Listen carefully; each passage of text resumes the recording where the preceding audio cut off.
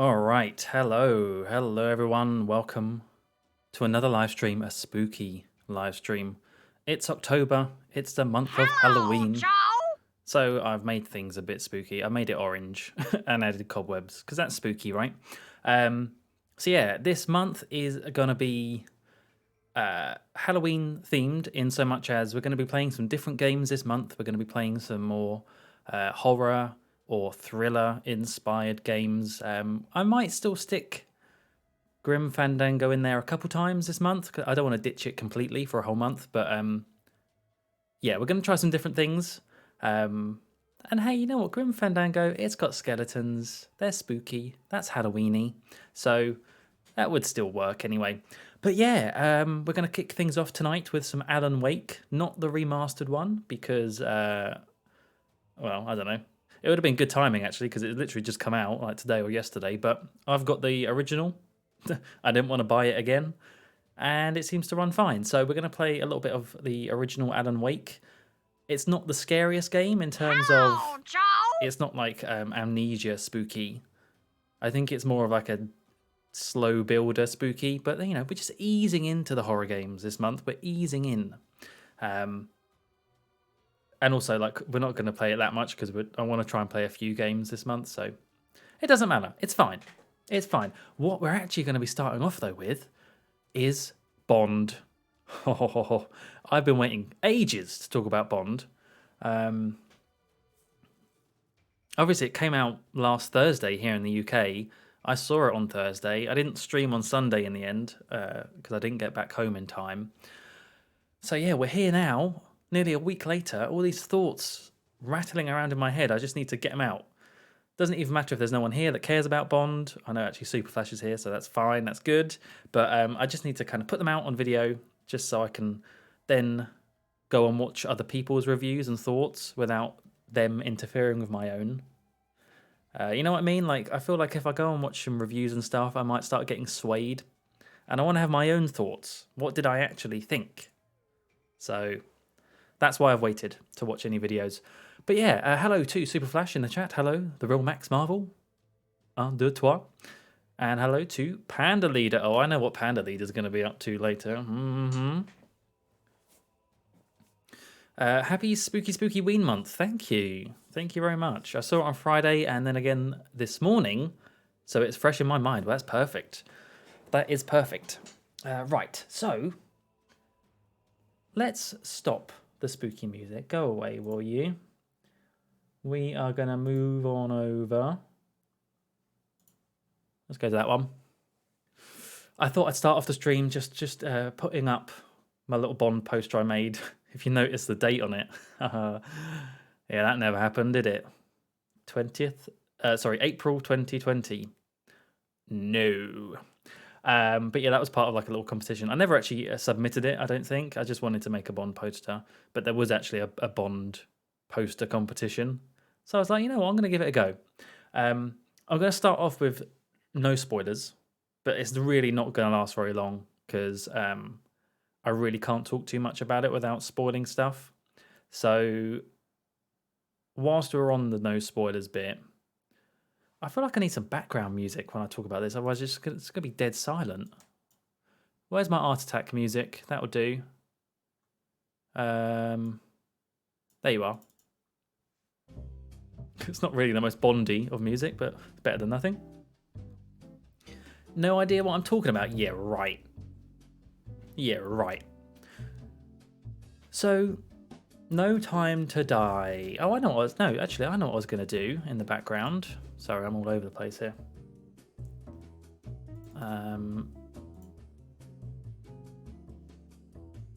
I was going to stick on the trailer in the background.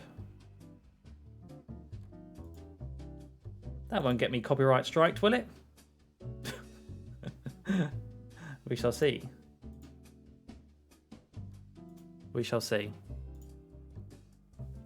But I don't even know where I'm going to start with this, to be honest, because everything I want to talk about is a spoiler. But very briefly, no spoilers, No Time to Die.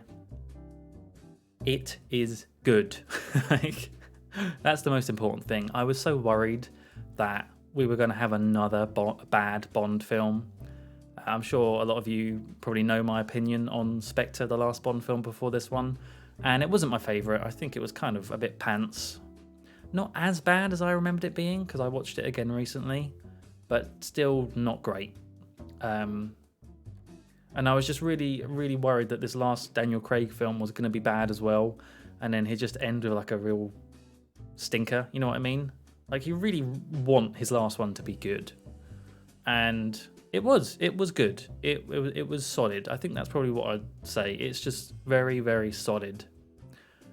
I don't think it's better than Casino Royale or Skyfall, but I think it's a solid third place behind those ones. Definitely in front of Spectre, and yeah, in front of Quantum of Solace too, which Quantum of Solace gets a bad rap. It is bad in many ways, but it isn't actually horrible. It's not horrible, but it's still fourth if we're ranking them.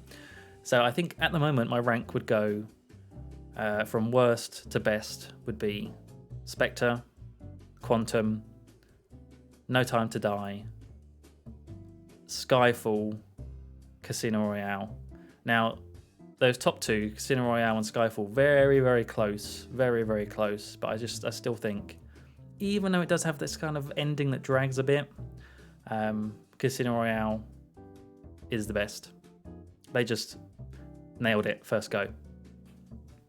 But yeah, No Time to Die, very solid. I think it's a worthy finale to Daniel Craig's tenure as Bond. There were some issues I had with it, but they were kind of minor in comparison to a lot of problems it could have had. I think the music was fantastic.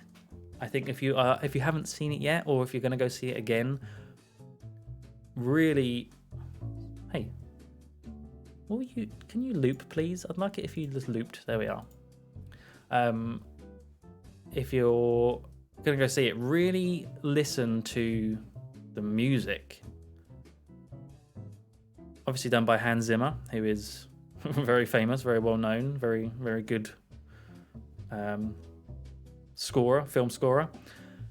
And there were just like some really nice little Bond nods in the soundtrack, and little things that if you're a Bond fan, you'll kind of go, oh yeah, I know what that is. So music's very good, and especially compared to Spectre, where a lot of the music was repeated from Skyfall. In terms of the soundtrack, it was a lot of similar music to Skyfall. And you know, Skyfall music was good, but it's like you want each film to have its own vibe in terms of the soundtrack. So the fact that Spectre didn't really have its own unique sound was not great, whereas this one definitely does. Definitely does. What else can I say without spoiling? Most of the characters were good. Is there a police siren going off in the background? Most of the characters were good. Most of the acting was good. I think, personally, Rami Malek, there he is. I think he was a bit wasted as a villain, but I might be verging into spoilers now, so I'll stop there. I think that's the best I can say in terms of non-spoiler, though. It is a good end to Bond. I would go see it. I'm not sad about the ending of it, of like Daniel Craig's era as Bond. Rewatching Spectre, the first half is not bad, and then it goes bad. Yes, I would agree. That first bit in Mexico City is great. It's great. Although that being said, I still have some issues with that first bit. Like, I don't like some of the CGI is a bit dodgy. And I don't like how the helicopter fight is in complete silence. I think I get what they were trying to do. They were trying to make it really intense by having no music, and it's just like the sound of the helicopter spinning and the noise of the fight. But to me, it just made it a little bit dull. Anyway, so that's Spectre, though. We're talking about No Time to Die. It is time to let's just put Let's just put, what is it? Where is it? This one? There we go. Right. This is my little cue for like, if you can see this, then I'm going to be discussing spoilers. So this is your warning to go. As I will now, every time this is on screen, I'm going to be moaning. Well, not moaning, sorry, just reviewing. Don't know why I said moaning for. Let me just get my notes up. All right. Here we go. So, No Time to Die. I gotta be honest, I'm really glad I saw it Thursday evening, like some of the soonest time I could have seen it, because it is very spoilable. There's like the ending of this film is like nothing ever done before in a Bond film. It truly is sort of like uncharted waters we're heading into now as a whole series. And I didn't have a problem with the ending, but I'll get onto the ending in a bit. What I will say is that when the film finished and the credits started rolling, I didn't know what to think. I was just sat there speechless, honestly speechless, like racking my brain, like what have I just seen? Because I just really didn't expect them to do that. And that being, obviously, killing off Bond. Like, I really didn't think they would have the guts to do something like that, but they did. They did, and personally, I didn't see it coming. I thought, because it's always the way in Bond films, like he always gets injured, or he's always like just on the brink of getting out, or not, or dying. But he never does. He always finds a way out, right? So I thought, oh, any minute now they're just gonna like, something's gonna happen. The missiles are gonna come in, but he would have got off on another boat by the time they launched, and blah blah blah. He would have been reunited with Madeline and his daughter. That's a whole other thing. He would have reunited with them on the boat. Lovely. The end. Daniel Craig, happily ever after. That's his last film done. But no.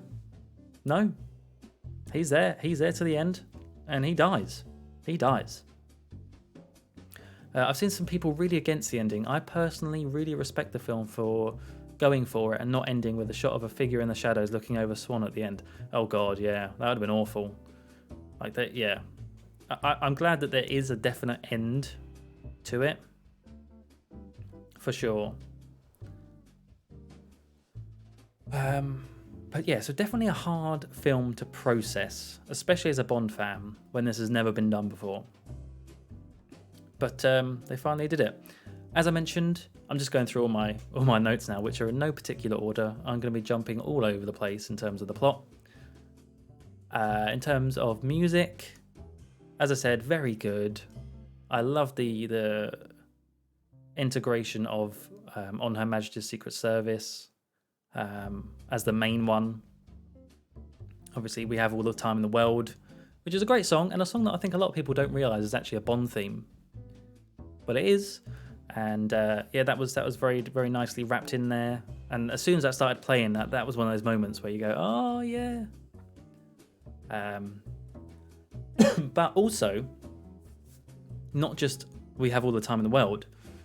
There was a part, it was kind of around about halfway in the film, where Bond is talking to M somewhere in London next to a canal, and you could hear. I love this bit so much because this really is just for the Bond fan. If you were just a regular moviegoer, you would not have recognised this theme really, but they used the instrumental theme from On Her Majesty's Secret Service, so the one that plays over the opening titles, and they did this really nice slowed down version, and it just sort of really slowly eases in and builds up, and it's just so good. I really recommend going to listen to the soundtrack separately because like you can really appreciate it, and I love that. I thought that was such a great touch. I mean, there's such a history of Bond music. It's a shame that they never really touched again until today, until No Time to Die. So yeah, they have this big bank of music. They might as well use it. What else have I wrote down here? Previous M portraits. Again, that's the thing that this film does really well, is it does great little touches. Not massive things, but just little things that kind of just really seals the deal. Seeing all like Judi Dench on the wall, seeing the even older M before her on the wall in M's office. It's so good. It really just wraps it all up nicely. What else is on my... So all these notes I'm reading at the moment are from my first viewing, and in my second viewing I had different notes. So all the stuff I'm saying right now is kind of what I got from the first viewing. We've got all the time in the world. Plot like a reverse On Her Majesty's Secret Service. Swan drives off on her own. Sometimes I wrote these notes and I don't really know what I meant. I guess, yeah, it's sort of like, it is a bit like the opposite of Majesty's Secret Service, because instead of the Bond girl dying, Bond dies, and it even has a very similar shot of the car driving along the sort of cliff roadside, except in this one it's just the Bond girl and his daughter. I thought him not being able to go near them again was enough, and then they kill him. I know, right? That's just salt in the wound. Safin is the cheesy, retro, megalomaniacal, godlike Bond villain from years back. Yes. I don't really think I liked Safin very much. I didn't really like Rami Malek very much in this film, which saddens me because he is a great actor. And he does have a great presence on screen, but I just think he was, as a villain goes, kind of like almost cartoonishly Bond, which I just think doesn't quite work with these Daniel Craig films. I like the idea of them doing this sort of really crazy, I want to take over the world, I am God. You know, you heard that in the trailer about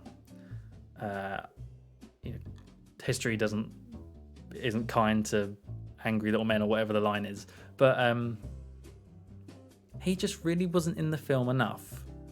And when he was in the film, it was just so generic. It was as if an AI had written the Bond, the villain lines for him using Bond films. Everything was in there about, oh, I am their invisible God, and people need to have things told to them. I didn't really love it. Also, one thing I wondered about is like, how old is Safin meant to be? Because he's in the opening bit of, you know, with Madeline when she's a child, and he saves her from the ice. Let's say Madeline's like, what, I don't know, 14, 15 there. Oh, actually, yeah, I don't know. Maybe that's only like 10 years ago. But yeah, the point is, I didn't really like Safin very much. But it didn't really affect the whole film, though. To be honest, the focus is on Bond. It's not on the villain. Anna de Armas. Well, I can't even say her name. Anna de Armas. There you go. Great, loved her. Lea Seydoux, also great. I liked her a lot more in this film than I did in Spectre. In Spectre, I thought she was just kind of a bit annoying. Only because the one thing that sticks out in my mind is where she goes up to him while he's in the drill chair, and says, "Oh, I love you." And it's like, come on, lady, you've only known him a couple days. Like that seemed forced. It was like that previous Bond film with Timothy Dalton. But in this one, I don't know whether it was the input of what's her name, Phoebe something Waller-Bridge, or just the writing in general is a lot better. But she was a much more well-rounded character, a lot more believable. Her motivations made a lot more sense. She was great. I thought she was really good in this. Obviously, great actor, and yeah. So the Bond girl, Madeline, very good. The other Bond girl, in a weird way, literally Bond girl, Lashana Lynch, who's the 007 replacement. She was also good. She had a little bit of that sort of that dialogue where like every line has to be a bit of a snarky comeback thing, which I don't love. There is another show that's like that. I can't remember what it is. There's a TV show that's like that, and that sort of writing does get on my nerves after a while. It's like just speak properly, just speak normally, just for one line. You know, not everything has to be a comeback. But overall, I think she was good. So yeah, structurally much better than Spectre, and the dialogue is miles better than Spectre.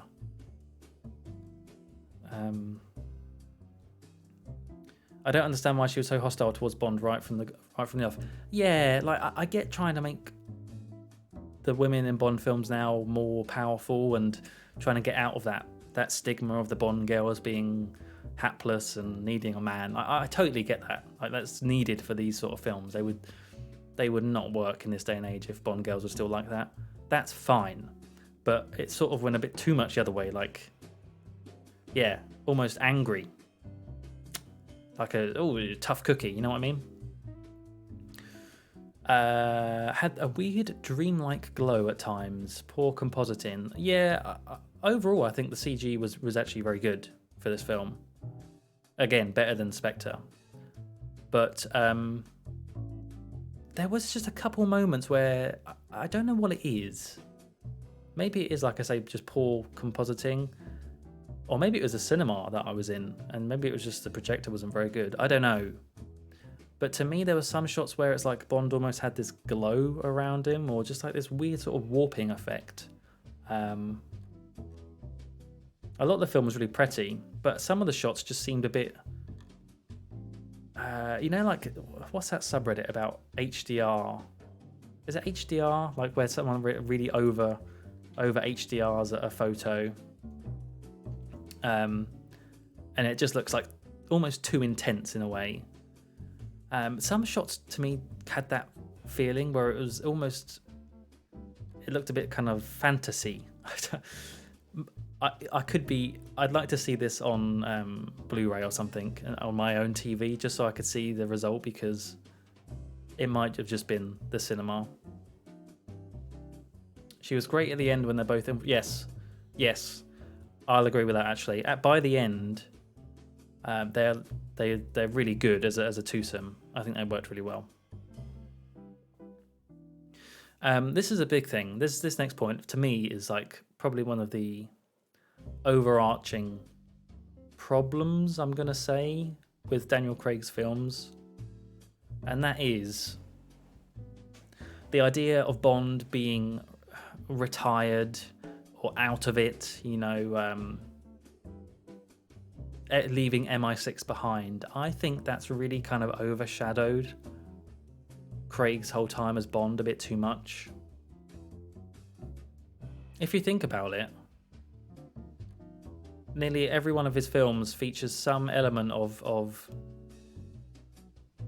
being past it, apart from Casino Royale, obviously, and well, Quantum of Solace. But even Casino Royale has that bit where he sort of goes rogue, you know, and doesn't listen to orders from M. But especially these last three films, Skyfall, Spectre, and No Time to Die, it's always been about, oh, we thought you were dead, Bond. Oh, we've got someone new. Oh, you're past it. You know, you need to go back to training or whatever. We never really had just one regular Bond outing with Craig. Never just one film where he goes into M, he gets his orders, he gets his debrief, he goes out and does it and saves the day. There's always been some element of he's quit, or he's found someone, or he's been fired, or so, you know what I mean? Like, I do wish that he was given at least one film, which should have really been Spectre, although they messed it up. They messed it up with Skyfall, because they went straight from they do the whole becoming a 00 with the first film. The second film was a direct continuation of that, and then it jumps straight to suddenly Bond is really old and past his prime. Like, well, that thing still bothers me to this day when they made that jump in the third film. It just seems rushed. What did I think of the super dramatic Blofeld introduction? Oh, I'll get onto that. I can't believe James is on the back of female 00 riding a motorcycle. They've ruined the character. He's emasculated. Oh, another character ruined to the woke crowd.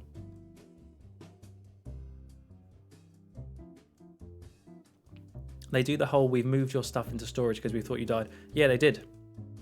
Yeah, because obviously at the end he gets the DB5 and drives up to Skyfall with M in it. So that is something I look back on the whole Craig era, and I do think it is a bit of a shame that he never had his normal film. There's just always been some element to it. My final note about the first viewing was I was just like, my mind was racing so much coming back from the cinema that night. I came back, it must have been about 10 o'clock, I think it was, ish. And I couldn't sleep. There's no chance I was going to sleep anytime soon. I was just like, Bond was just so on my mind. And I started thinking about it, and I got really sad, because then it actually sort of hit me that, oh, this is Daniel Craig's last one now. And I hadn't really even thought about that very much until I actually saw the film. So then what I did was, just to make myself even sadder, I watched that Apple documentary, that Being James Bond one, which is sort of like a retrospective of Craig's time as Bond, and then that just made me even sadder, So it was a very interesting day, but I definitely needed a second viewing because, if I'm being honest, that first viewing, I don't actually know if I enjoyed it very much, in so much as it was a very deflating experience. The way the film ended, with Bond dying, as good as the film is and was, that's always going to be a bit of a somber note. That's always going to be the thing that's going to stick in your mind. And so even though the film was actually very good, I just came away from that night thinking, oh, okay. I think it's just unavoidable with this sort of plot. Should they bring back James Bond Jr.? They could bring back Mathilde Bond, Jane Bond Jr. Hello, by the way, Dennis.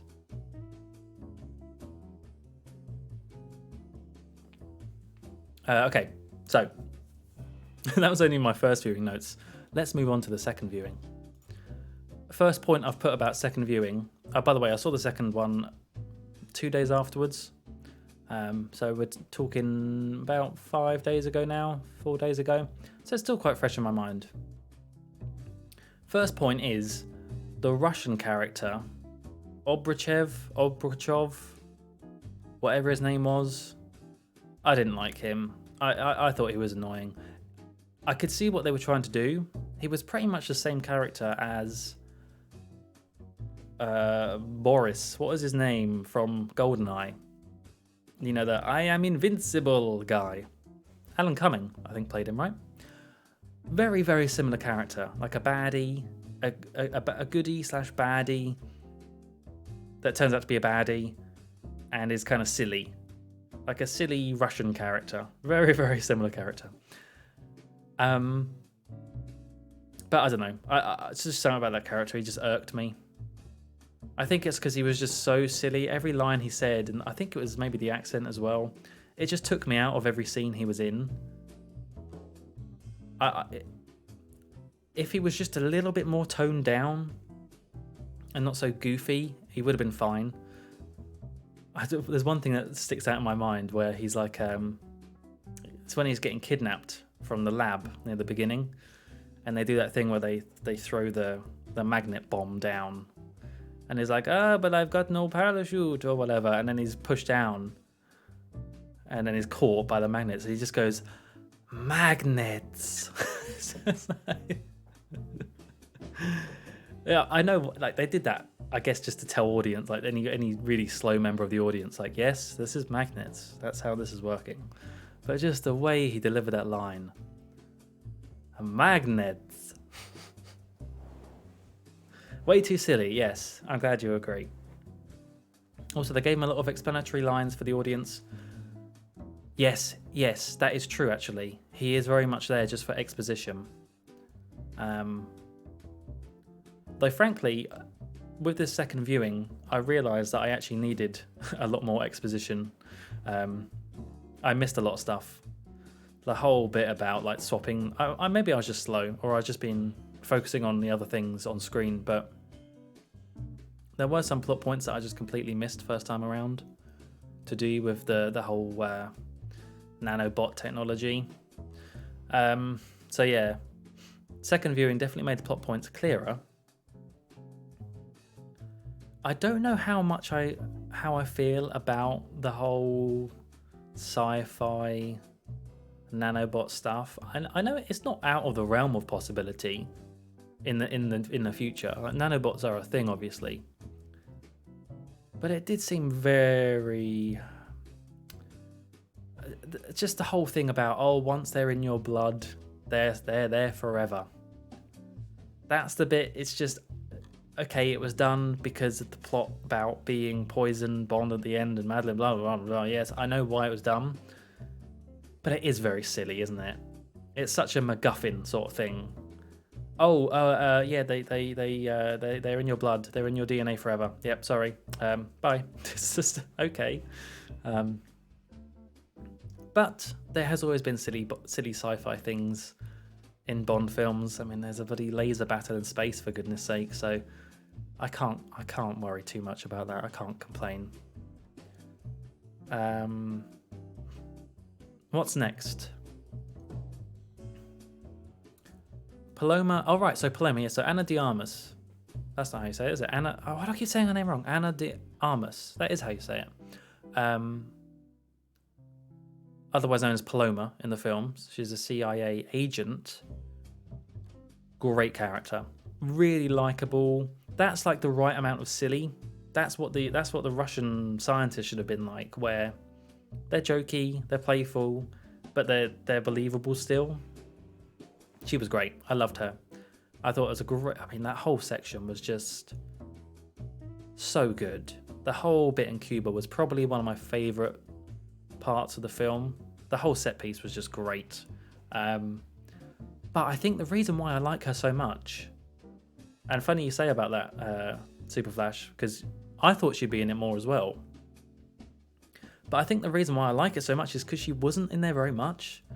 She didn't outstay her welcome and didn't stay on screen long enough to get annoying with her with the personality she was given about kind of acting all timid, but actually she's really badass. And that worked, I think, because it was such a small dose of that. She came, did her bit, nailed it, goodbye. So I was really happy. I was really happy with that character and that whole bit of the film. Like I say, probably one of my favourite parts of the whole film in Cuba. Bond pushing Jeep onto Logan, just like For Your Eyes Only. Yeah, I liked that. Always good to see Bond being, really sometimes quite cruel, because he is a killer, right? At the end of the day, he's an assassin, in a way. And it really reminded me of that bit in For Your Eyes Only where there's a VW? Or is it a VW that's hanging off the edge of the cliff with the guy in it? And Bond just kicks it off. He says something, I can't remember what he says now, but then just kicks it off. And it's exactly the same sort of style of what Bond did in this film, where he just kicks it down or pushes it down onto that character, Logan Ash, was that his name? Yeah. Liked that bit. Some really great camera shots. Yes, I think there's some great cinematography in this film.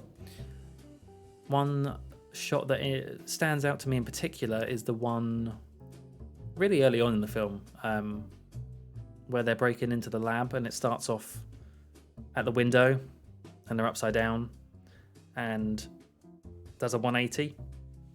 It's just so smooth, and it's just, I don't know, stuff like that really satisfies me.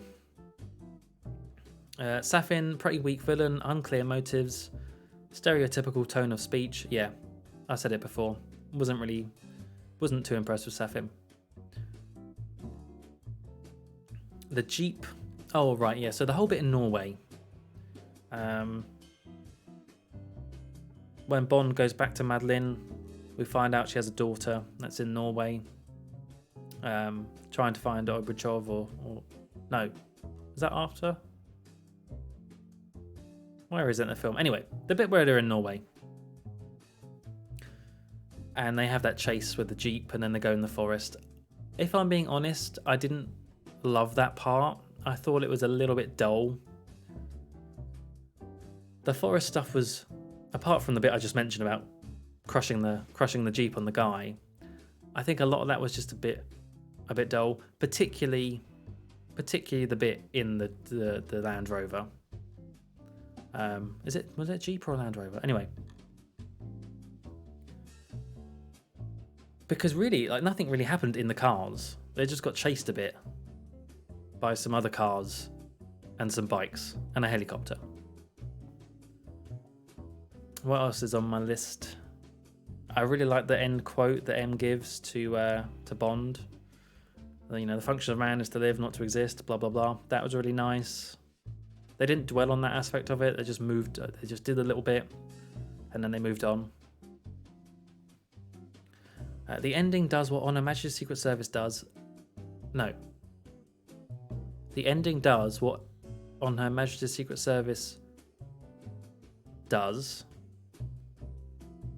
but doesn't cut. Oh, right, I know what I'm trying to say here. So, obviously, the ending of the film is quite emotional.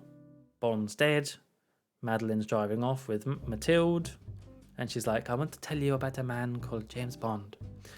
That's terrible. terrible impression. And so it has that emotional note to it. But the good thing that this film does is it lets We Have All the Time in the World play out for the whole credits. Whereas in On Her Majesty's Secret Service, it does it for a little bit, but then it really harshly cuts to the Bond theme. And I remember moaning about this in my review of it.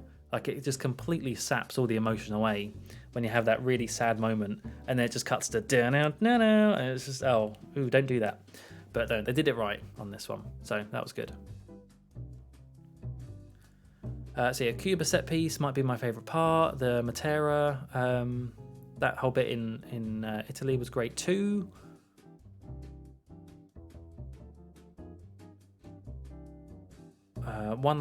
So at the end section on the island, this kind of links in with the whole cinematography bit I was mentioning earlier with some shots, but there was this one they tried to do, well, they didn't try, they did. They did like a one take shot. I'm sure it was a fake one. I'm sure there was some stitches in there somewhere between different takes, but it was filmed as a one take shot as Bond's climbing the stairs and shooting and blocking the grenade and go. That was a really great bit. They didn't need to do that. Could have just worked with any other regular shot, going up the stairs, shoot, bang, grenade, whatever. But no, they put in that little extra spice and made it extra nice. I've got no time to die, but plenty of time for pie. What sort of pie, though? That is the question, Dennis. I watched your On Her Majesty's Secret Service review and really appreciated how they handled that. Yeah, I think so too. Blofeld. So, saying earlier about Blofeld and his overly super dramatic introduction where he's being wheeled out, or not even wheeled, like suspended out on that little box. I kind of liked that, actually. It was silly, but what they've done with that character, Blofeld, they have made him really silly. The whole cuckoo sort of thing. That didn't bother me too much. I do think that Blofeld was wasted, though, and I imagine it's probably got something to do with the fact that they could only get Christoph Waltz for like a day. I bet they could only get him for a day of filming. So they're like, crap. Whatever he's in, we want him to do, it's got to be short and not, and can be done on a sound stage.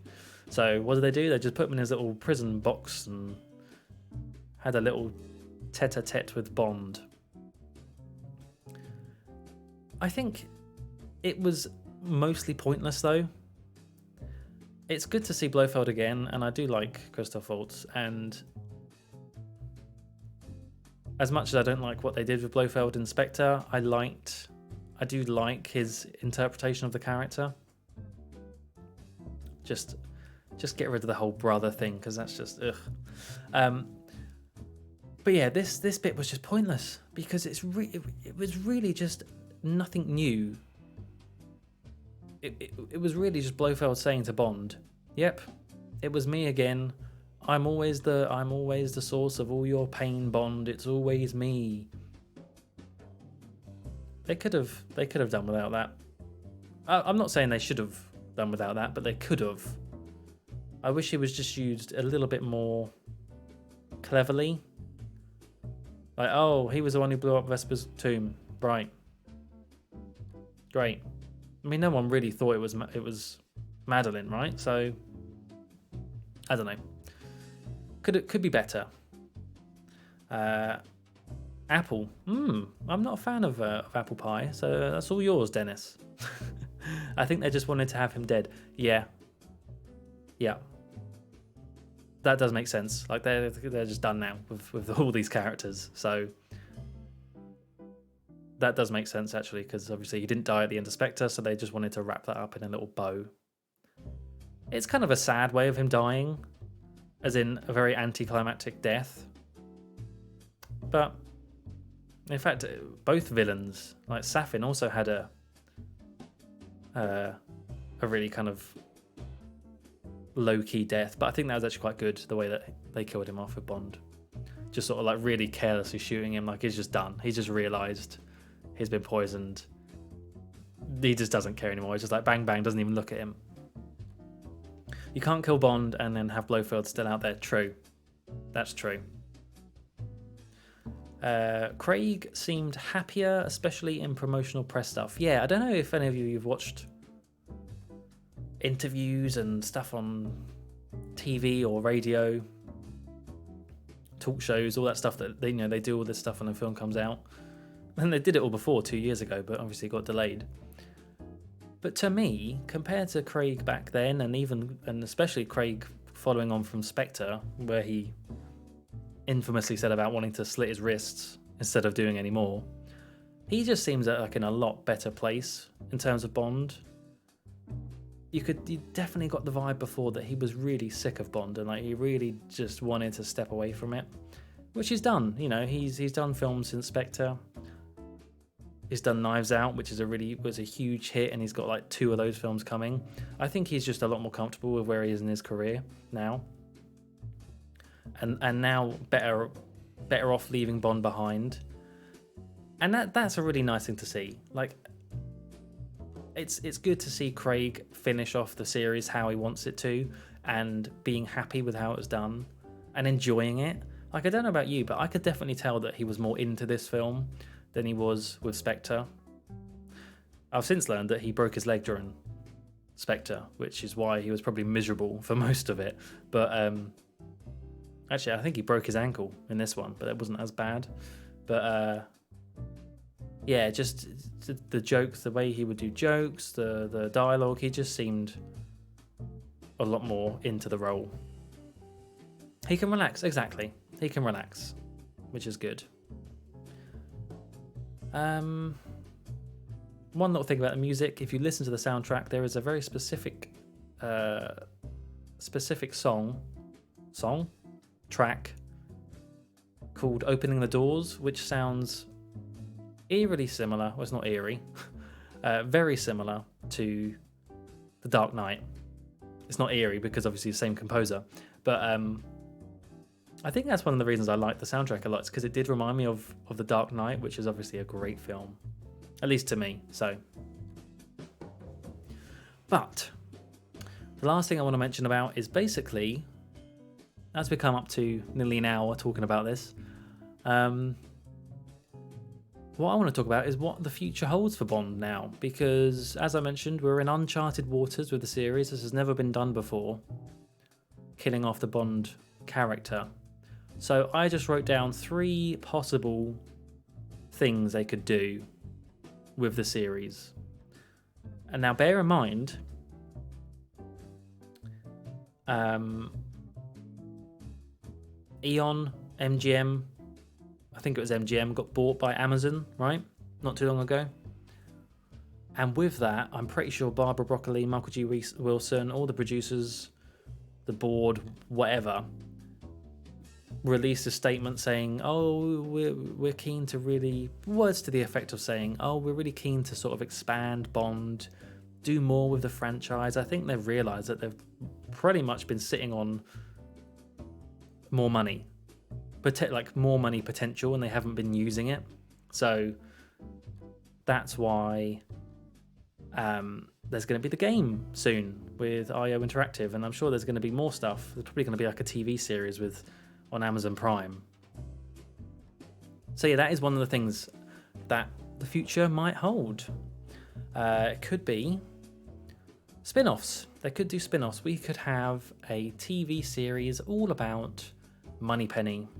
We could have a series all about M when he was in the army, or Q. I don't know. All the characters. They could do any of that. I'm not saying they'd be any good, but they could do them. They could even do, now that Bond has got a daughter, they could even do Bond's daughter all grown up, and now she's her own agent, and that's how they start doing the female Bond that everyone's asking about. So there's potentials for spin-offs for sure. I have no idea how they handle the next films. They have to completely recast everyone, right? It's a shame because Moneypenny, Q, and M are already well cast. Yeah, I'm pretty sure the actor who plays Q, Ben Whishaw, I think he said that he's done. He was contractually obliged to do 3, and he's done 3, and he's moving on. Pretty sure it's going to be the same for M and Moneypenny too.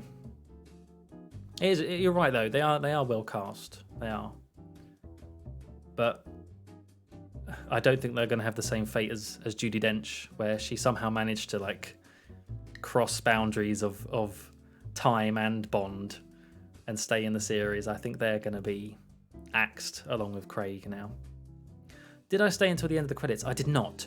I wanted to, but I just got bored. But did they have a Bond will return message? That's what I really want to know. I did try Googling it, but I couldn't find anything. Because they usually always have Bond will return. They don't usually say the title anymore, but they just at least say he will return. James Bond will return. Okay, right. Fair enough. Other potential futures for the Bond series in my mind, and something that has been suggested, I've seen a lot on Reddit and on the internet, is if they were to maybe go back and do a period piece, and the next Bond film is actually one set in the 60s. I think a lot of that came about from, what was that film called with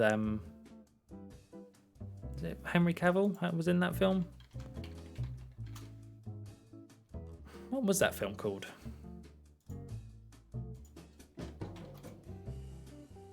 Oh, The Man from U.N.C.L.E. That was it. Yeah, The Man from U.N.C.L.E. I think a lot of people saw that and thought, wow, they should do this with Bond. They should put it back in the 60s, you know what I mean? I don't know if they'd ever do that, and I don't think I really want them to do that. I like the thing that's crazy about Bond as a series and impressive really is the fact that they have managed to stay with the times. They've never had to do that, like go back and pretend it's the Cold War again, or the Russian baddies sort of thing. When the Cold War ended, they moved on and they made, I mean, there were still dodgy Russians in the films from time to time, but they made Rupert Murdoch the villain, or they made that Korean, what was his name in Die Another Day? Gustav Graves the villain instead. But it would be a good thing to do, just as a reset. Put it back into the 60s when the books when the books took place roughly, and go back there. I don't want them to do that though. I think that's a bad idea in my mind. What I would actually like, and it's the most boring of a suggestion, but to me it's what the series really needs, especially with a new Bond actor, is it just needs to carry on as if nothing happened. I think the next Bond film with the new Bond, in order to give them a chance, just make it a Bond film. Make it opens, Bond does something, opening chase, car chase, ski chase, whatever chase, opening titles, Bond theme, bang, Bond's into M's office, gets the mission. I would love that. I just want a normal Bond adventure. They've tried, they've done the whole different story about, oh, what about if it's when Bond first becomes 00? They've done that. They smashed it. Casino Royale was great. But I really do think it is time just for a regular Bond film. That is just my opinion, though. And I actually doubt they will do that. That's what I want them to do. I think they're probably going to do something a bit weird. Into the Bond verse. Oh, if only 2 of them hadn't died already. It's all right. We can deep fake them now. We can do anything. De-age. I guess that is the one thing though. Is as sad as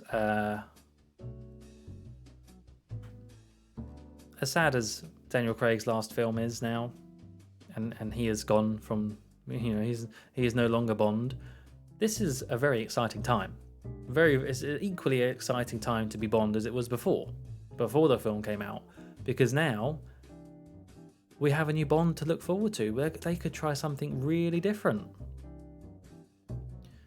or they could try something not so different. It doesn't matter.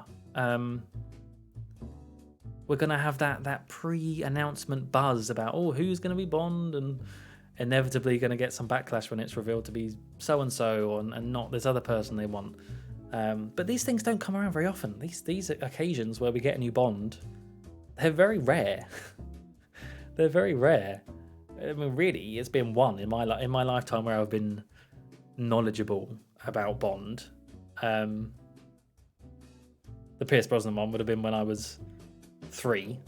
Can't say I was a very big Bond fan when I was 3. So, yeah, I'm excited. I'm excited to own No Time to Die on Blu-ray or whatever and be able to watch it again. But it's going to be a lot of exciting news about Bond. There always is, about filming locations, who's doing the song. Obviously, is a huge one, Billie Eilish, which was very good. But now we've got an extra element to it, which is, who is the next Bond? What are they going to bring to the role? How are they going to interpret the character? Are they going to be really different? Are they going to be gritty? Are they going to be more like Roger Moore? And go back to cheesy gadget Bond, indeed. Danny Trejo. It's an interesting suggestion. What do you think about the title sequence? Yes, I really liked it. First viewing, I thought it was fine. Second viewing, I paid a bit more attention to it. And I don't know whether I'm just imagining things, but it seemed like there was a very conscious choice to put all of his previous Bond films in there in terms of their openings. Like, I could definitely see there was a bit that looked just like the Casino Royale opening with the playing cards and the suits. There was a bit that was where the DB5's sinking to the bottom in the sand. That reminded me of Skyfall when he's falling in the water. Didn't see any tentacles though. So I don't know about Spectre. I might have just been imagining this and making connections where there weren't, but I almost saw it as like a sort of amalgamation of all of his previous opening titles, which was nice. I liked that. A nice way to end it off. I suppose, as well as the fact you obviously see faces appear, and one of them is Vesper. Oh, the tiny little bit of Vesper's theme when he's looking at her tomb. Oh, so good. It's just like those 5 notes or whatever. Just really, really good. I love how they brought back the Vesper bit. Just to really, that's what I mean, like how they really just wrapped it up nicely. Everything to do with Bond. Oh god, I didn't even talk about Felix. Oh yeah, I missed that bit. This was from my first viewing. So they killed off Felix Leiter. He's been missing from the past 2 Bond films. Wait, past 2? Was he in Quantum? Maybe it was even past 3. I think he was in Quantum, actually. And it was sad. It was a nice little thing they had together. And I tell you what really made it feel emotional to me is I've mentioned how I've finished reading Thunderball, the book.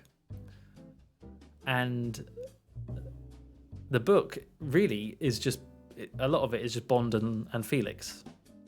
Them two in the Bahamas defeating Spectre. And so I had this fresh in my mind of, the banter between them and them working together. Went straight from that into watching No Time to Die and seeing Felix get killed off, which, it was sad. But that's what I mean. They just included everything, and put a nice bow on it to end it. So, well, nice in that he died, but still, it's an ending, right? It's an ending. Oh, Hourglass reference. Yes, I didn't even think about that. That is very true. I love that sort of stuff. That's the thing I'm going to go back and really pay attention to when I can. Screen like frame by frame analysis. No, not really. But I think that's it now. I think that spoiler's over. I think it's not really even a review. This is just thoughts. As I mentioned, I think it's solid film. I just think Skyfall and Casino Royale are just really, really good, and they're just hard to beat. So to me, it's still third, but that's not to say bad, because it's just behind some excellent films.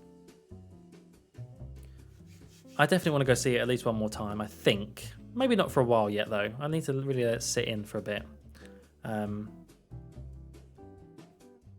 But I'm just happy. As I mentioned, I'm just happy that we're ending off with a good Bond film. It does seem to... It was like that Star Trek film theory, where it goes good film, bad film, good film. Or Windows. Good Windows, bad Windows, good Windows. Which sadly means that the next Bond film might be bad. Because it really does work out like that. I won't go too far back. Let's start from Pierce Brosnan. Good, GoldenEye. I'm going to say bad. I don't really mean bad. I just mean worse, right? Good, GoldenEye. Tomorrow Never Dies, worse. Good, The World Is Not Enough. Die Another Day, worse. Casino Royale, good. Quantum, worse. Skyfall, good. Spectre, worse. So No Time to Die, good. So is the next one going to be bad? I don't know. It's nice that it wasn't a disappointment. Exactly. I'd be pretty depressed if it was bad and I had to wait another 5 years, 6 years for the next Bond film. They don't come out very often. They're not like Marvel films where I can just wait 6 months and another one pops out. I gotta wait. If only they went back to how they made them in the 70s and 80s, where they just pumped them out every 2 years. Oh, that'd be the dream. I think times have changed, though. Movie making is a little bit more complex.